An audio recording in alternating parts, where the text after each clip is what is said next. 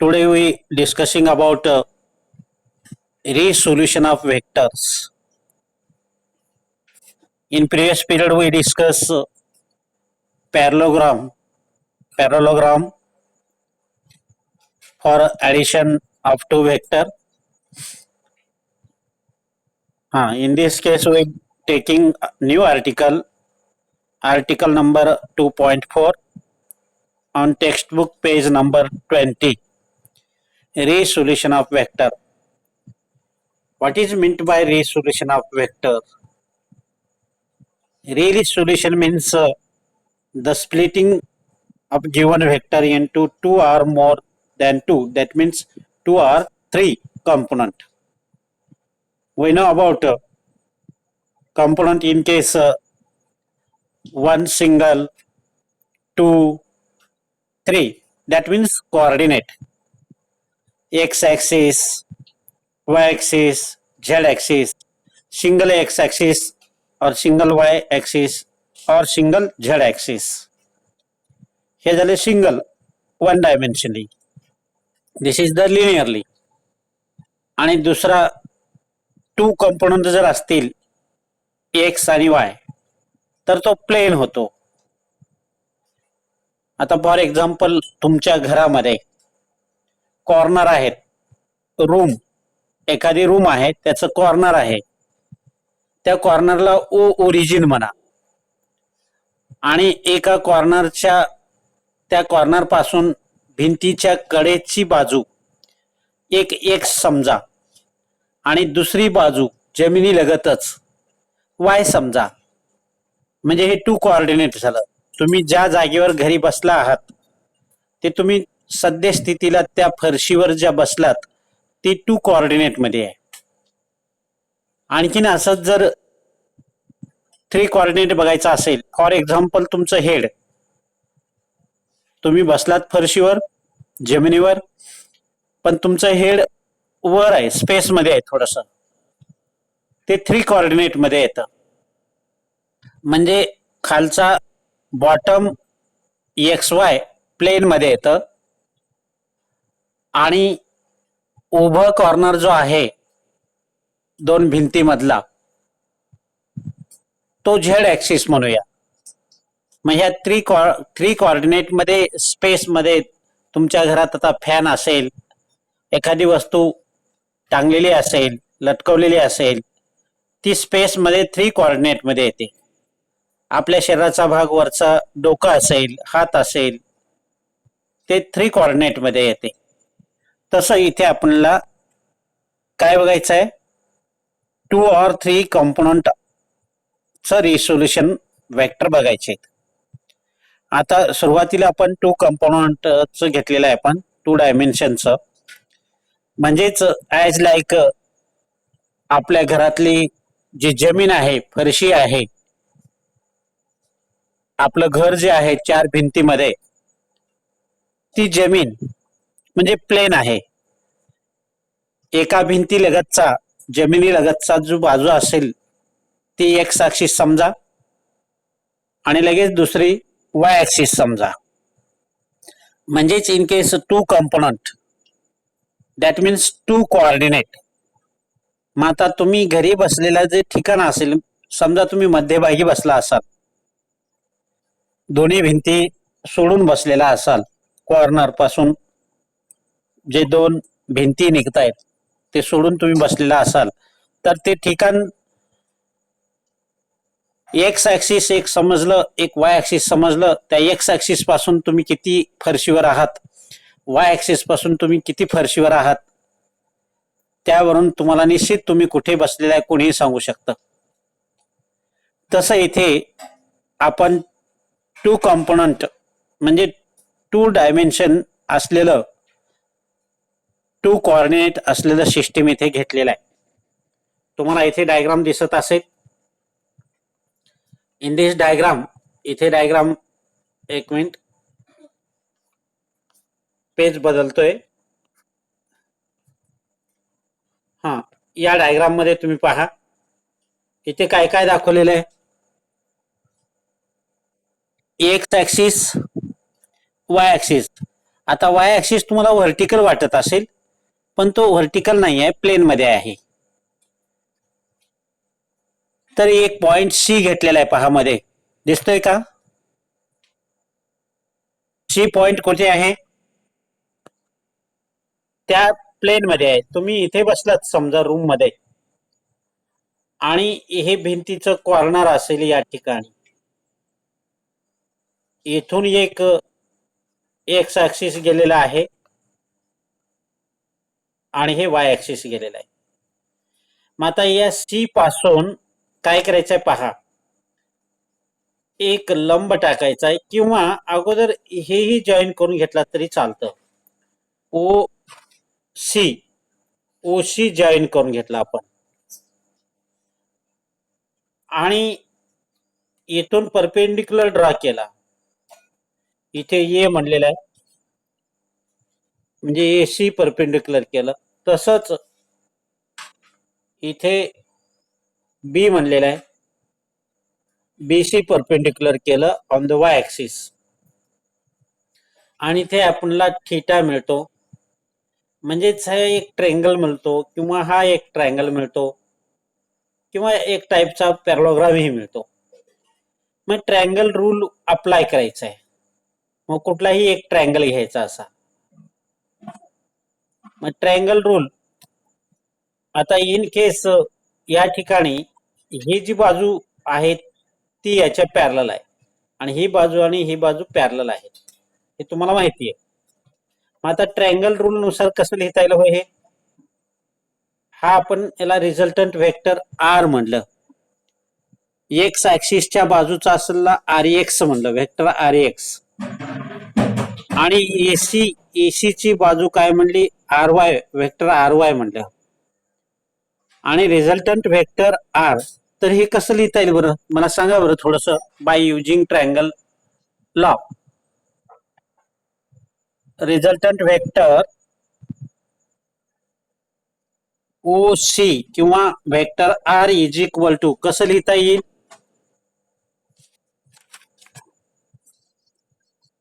बरोबर आहे. म्हणजे दोन्ही साइडचे जे बाजू आहेत, एक्स ऍक्सिसच्या बाजूची लांबी आर एक्स आणि उभी R Y, vector R X and vector R Y असं लिहू शकतो. तर तेच काम केलंय आपण इथं. आता दुसऱ्या पेजवर बघूया आपण काय काम केलंय. Next page. हा, आता मी तुम्हाला सांगितलेल्या गोष्टी इथे केलेल्या आहेत. काय केलंय पहा, दिसतंय का स्क्रीन? हा, स्क्रीन दिसायला अडचण होत असेल तर तुम्ही तुमच्या वहीत लिहिलेलं आहे तेही पहा. बघा, फ्रॉम फिगर ओशी, ओशी आता कल्पना करा कुठे आहे? ओरिजिन आणि सी पॉइंट मध्ये असलेला तो वेक्टर आर आहे, तो रिझल्टंट वेक्टर आहे. मग आता सी पॉइंट पासून आपण एक्स ऍक्सिस वर एक परपेंडिक्युलर ड्रॉ केलेला आहे.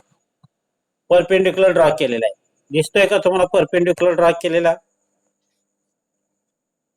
हा, आणि त्याच पद्धतीनं इन केस एसी हा परपेंडिक्युलर एक्स ऍक्सिसला जर असेल, एसी हा काय होईल? एसी पॅरलल अँड इक्वल ओबी होईल. डायग्राम मध्ये ओबी कुठे आहे? त्याच्या अपोजिट साइडला आहे. हा, मग ते वेक्टर काय म्हणायचं आपण त्याला? सिंगल वेक्टर आर वाय म्हणायचं.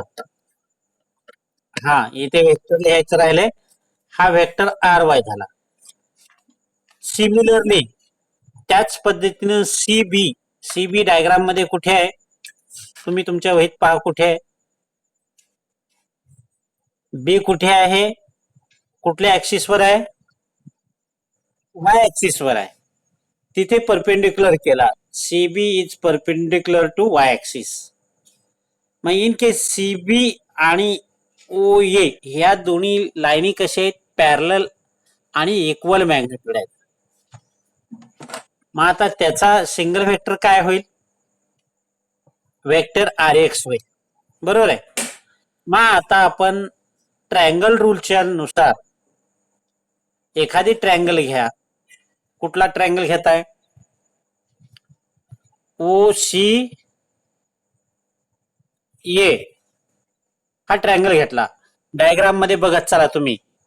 मला प्रत्येक वेळा पेज बदलून तुम्हाला दाखवण्यापेक्षा तुमच्याकडे डायग्राम आहे, त्या डायग्राम मध्ये बघत चला. हा, तो ट्रायंगल मी काय म्हणला, कोणता म्हणला? बोला झटझट. हा, मग त्या ट्रायंगल रूल अप्लाय करून आपण कसं लिहू शकतो? As like equation number 1, resultant vector R is equal to vector R X plus vector R Y.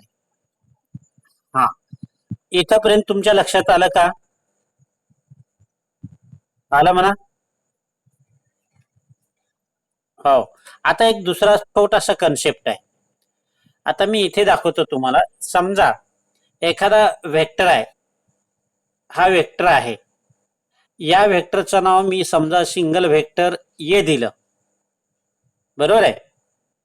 काय दिलं? ए दिलं. तर त्याच्याच अलॉंगनी एखादा छोटासा व्हेक्टर असतो, छोटासा. त्याला मी स्मॉल ए व्हेक्टर असं म्हणेन. व्हेक्टर ए, स्मॉल ए. बरोबर आहे? तर याची डेफिनेशन मला करायची आहे. कोणाची? या स्मॉल व्हेक्टर ए ची डेफिनेशन करायचं आहे.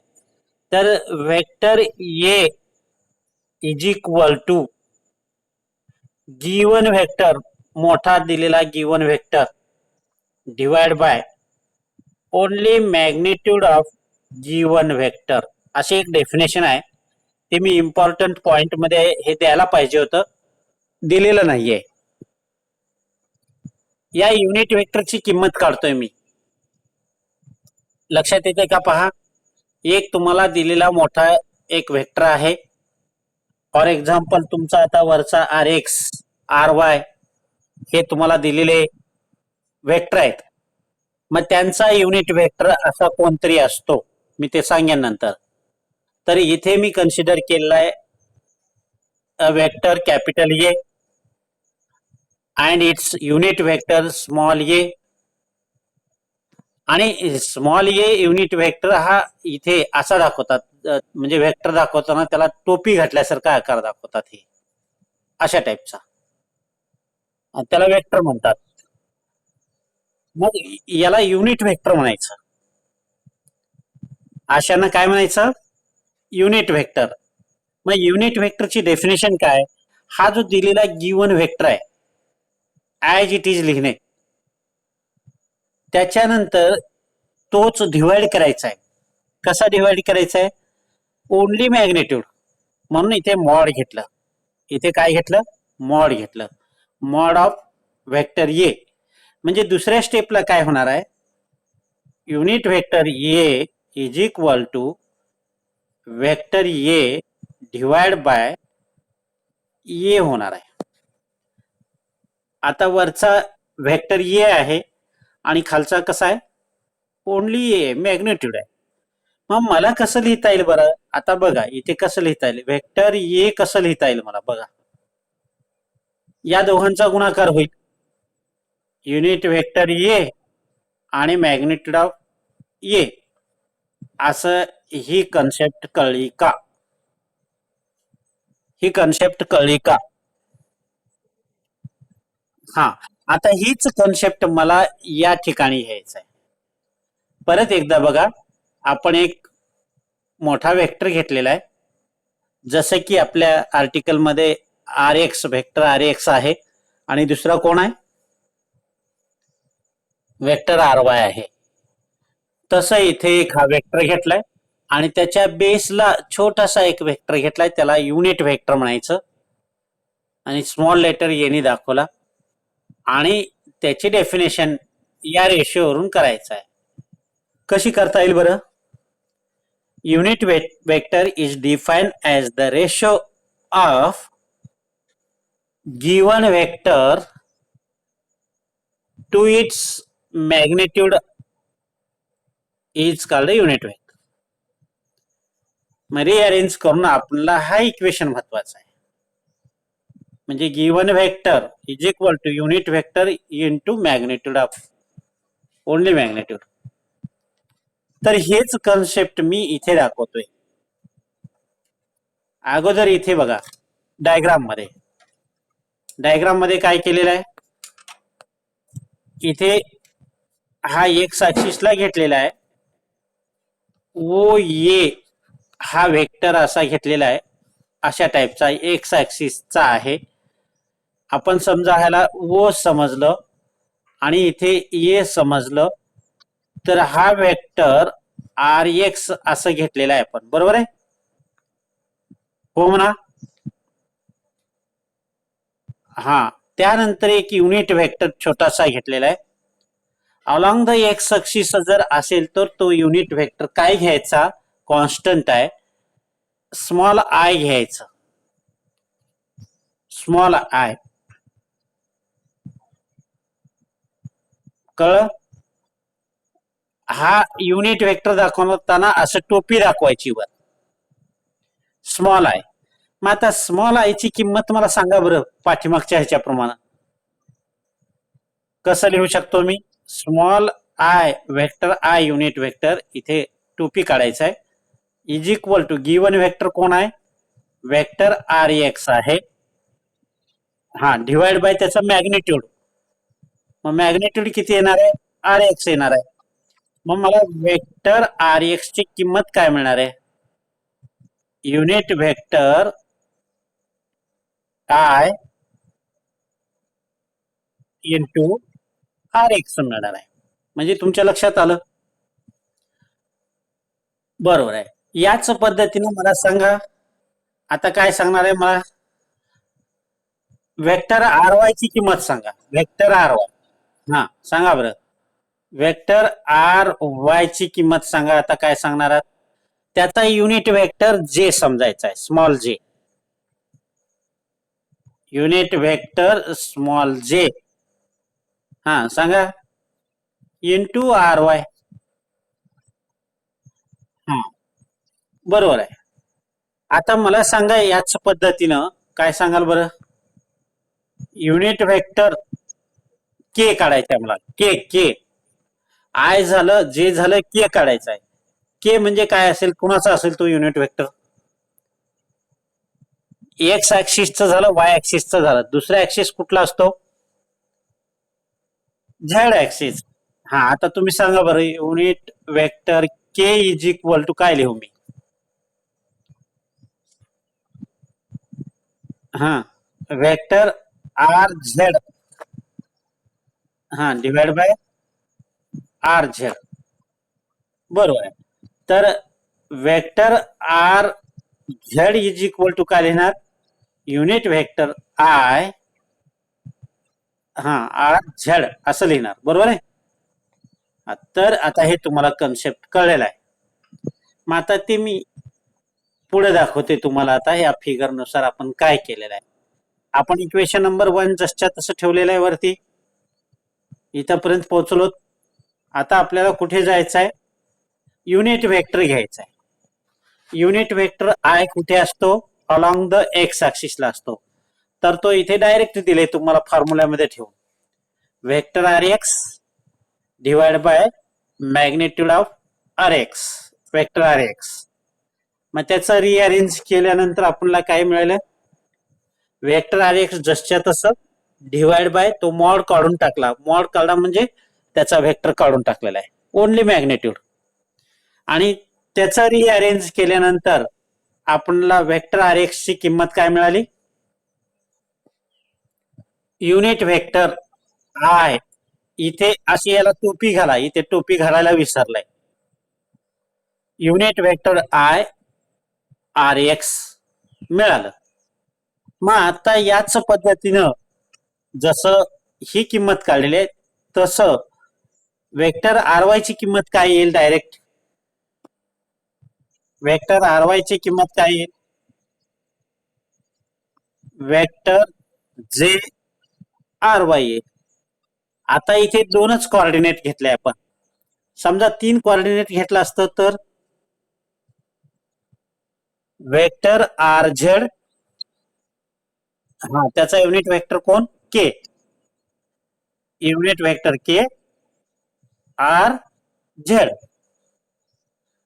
हा, आता तो पुढे बघू उपयोग. आपण सद्यस्थितीला एवढाच करूया.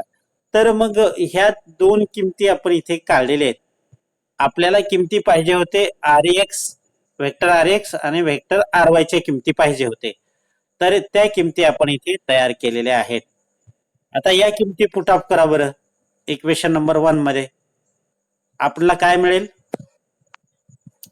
Vector R is equal to unit vector I R X plus vector J R Y.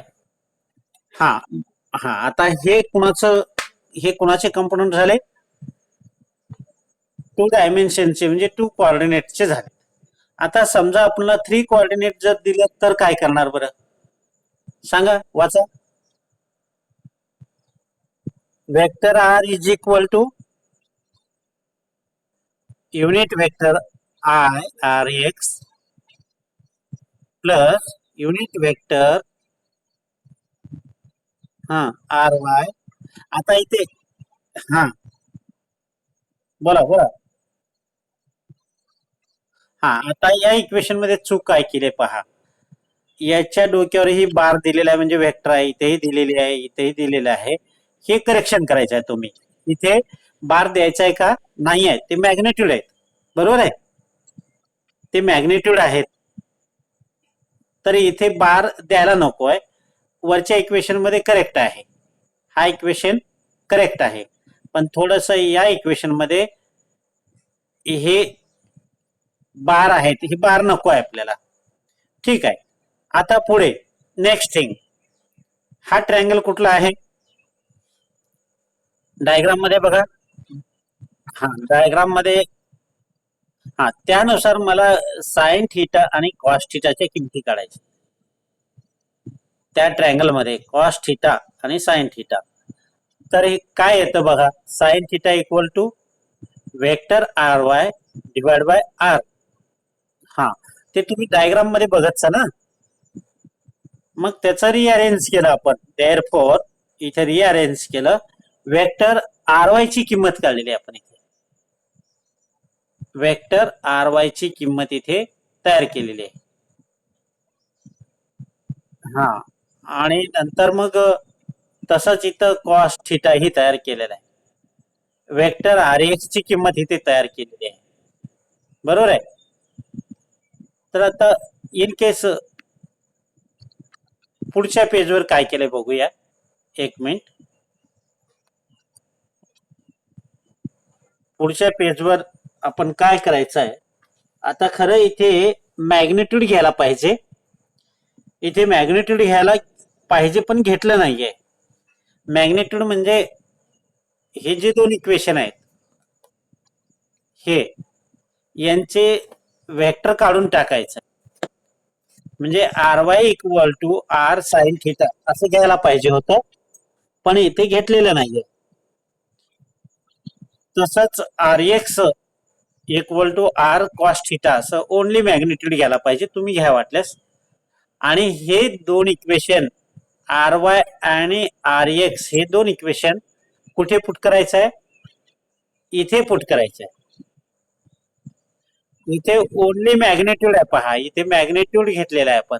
तसं यांचंही मॅग्नेट्यूड घ्या आणि या इक्वेशन मध्ये पुट अप करा. हा, आता हा इक्वेशन कसा येईल बरं?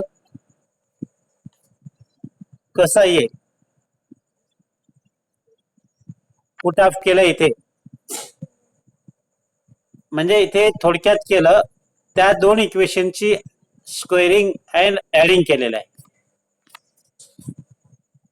इक्वेशन ए आणि बी जे आहेत, या दोघांची स्क्वेअरिंग अँड ऍडिंग केलं. मग कसं येईल स्क्वेअरिंग आणि ऍडिंग? जॉमेट्री अवघड जाते का? मग बोलत चला की. आता स्क्वेअर केलं दोघांनाही आणि ऍड केलं, बेरीज केलं, म्हणजे वेक्टर किंवा R square sine square theta plus R square cos square theta हा is equal to R Y square plus R X square. हा आता इथे कॉमन घेतलं पहा, एक बाजूला कॉमन घेतलेलं आहे. काय कॉमन घेतलं? हा इन ब्रॅकेट मध्ये काय राहिलं? Sine square theta plus cos square theta. हा मग sine square theta plus cos square थिटाची किंमत काय? 1 आहे. हा आता तुम्ही लॉग टेबल घेतलेलं आहे, लॉग टेबल मध्ये हे स्टँडर्ड फॉर्म्युले दिलेले आहेत, तुम्ही हे बघायचे. डायमेन्शन पण दिलेलं आहे, इंटिग्रेशन डेरिव्हेटिव्हचे फॉर्म्युले पण दिलेले आहेत. तुम्ही जस्ट त्याला एकदा वाचून घ्या, म्हणजे तुम्हाला असं कधी अडचण आली तर तुम्हाला लक्षात येईल. तर हा स्टँडर्ड फॉर्म्युला आहे, तुम्ही कुठेतरी डिराईव्ह केलेला आहे. त्याची किंमत किती आहे? 1. So it can be write as R square is equal to R Y square plus हा आर एक्स स्क्वेअर. मग आता इथे यांचा स्क्वेअर रूट घ्या. मग स्क्वेअर रूट काय येतो? आर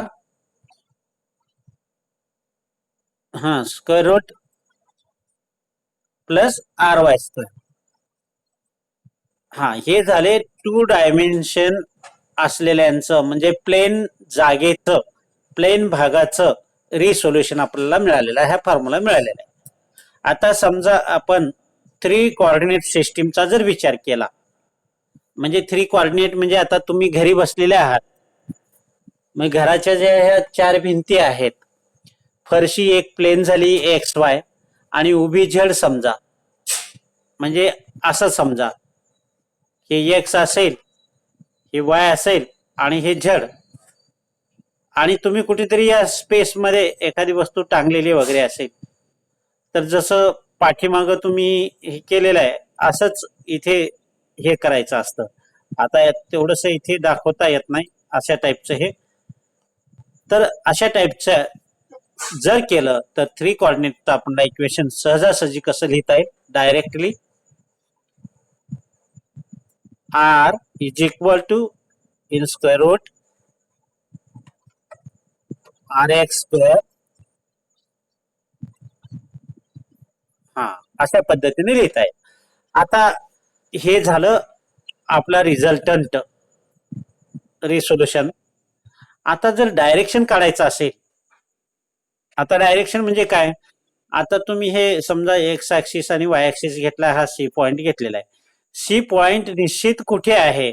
कदाचित इथे पण राहू शकतो ना, सी पॉइंट इथे पण राहू शकतो, कुठेही राहू शकतो. मग ते कशावर अवलंबून आहे? त्याच्या अँगलवर अवलंबून आहे. हा थिटा 1 असेल, हा थिटा 2 असेल, हा थिटा 3 असेल, म्हणजे या थिटावर त्याची डायरेक्शन अवलंबून आहे. मग या डायरेक्शनला आहे का, या डायरेक्शनला आहे का, या आहे का, कुठे आहे, हा निश्चित कळतो. म्हणून डायरेक्शन काढण्यासाठी आपल्याला टॅन थिटाची किंमत काढायची आहे त्या ट्रायंगल मध्ये. तर टॅन थिटा इक्वल टू काय मिळेल? त्या ट्रायंगल मध्ये तुम्ही बघायचं आहे, ट्रायंगल बघा, R Y by R X. मग थिटा इक्वल टू काय येईल? Tan inverse R Y upon R X. अशा टाईपचं ज्या ज्या वेळेस थिटाची किंमत काढतो त्या त्या वेळेस आपण ते डायरेक्शन काढतो. समजा तुम्हाला असं क्वेश्चन विचारलं, to determine the direction of resolution vector, तर तुम्हाला इथंपर्यंत काढावं लागतं. लक्षात आलं? आलं तरी म्हणा, हा येणारच, लक्षात यावंच लागतं. तर हे झालं एक आर्टिकल. त्या आर्टिकलवर आधारित आता हा पुढचा प्रॉब्लेम आहे. प्रॉब्लेम बरेचसे तुम्हाला पुस्तकामध्ये सोडून दिलेले आहेत, हे सोडवायचे आहेत. आता हे कसं सोडवलंय थोडक्यात सांगतो मी तुम्हाला. आता काय सांगितलं बरं, काय म्हणलं इथे? To find the vector in the direction of the, हा हा मग तर तुम्हाला इथे काय दिले? 3 unit vector I plus 4 unit vector J दिलेलं आहे. हा मग आता समजा त्याला आपण कुठला तर एक वेक्टर समजा आणि युनिट वेक्टर काढा. आता समजा त्याला इथे आपण व्ही व्हेक्टर कन्सिडर केलाय, मग युनिट व्हेक्टर यू कन्सिडर केलाय आणि इथे फॉर्म्युला तयार केलाय आपण. दिसतोय का फॉर्म्युला इथे? हा formula unit vector is equal to vector given vector V upon mod of vector V. मग ते असं घ्यायचं आहे, हे जसच्या तसं ठेवलं भागिले त्याचा मॅग्निट्यूड घ्यायचा आहे फक्त. मग ते रूट मध्ये आहे. एक मिनिट, इथे रूट मध्ये दाखवलंय का? हा, फॉर्म्युला रूट मध्ये असेल. थोडस पुस्तकात बघा, हे मला थोडीशी शंका येते. आणि 3 स्क्वेअर 4 स्क्वेअर यांची बेरीज करून 25 घेतलेलं आहे. थोडस ते तुम्ही पुस्तकात बघा, सॉल्ड असेल. थोडस गलत वाटतंय मला. तर अशा टाईपचा आणखीन एक प्रॉब्लेम दिलेला आहे, तोही तुम्ही सोडवा. Solved example. तर उद्याच्या लेक्चरमध्ये आपण मल्टिप्लिकेशन ऑफ वेक्टर बघूया.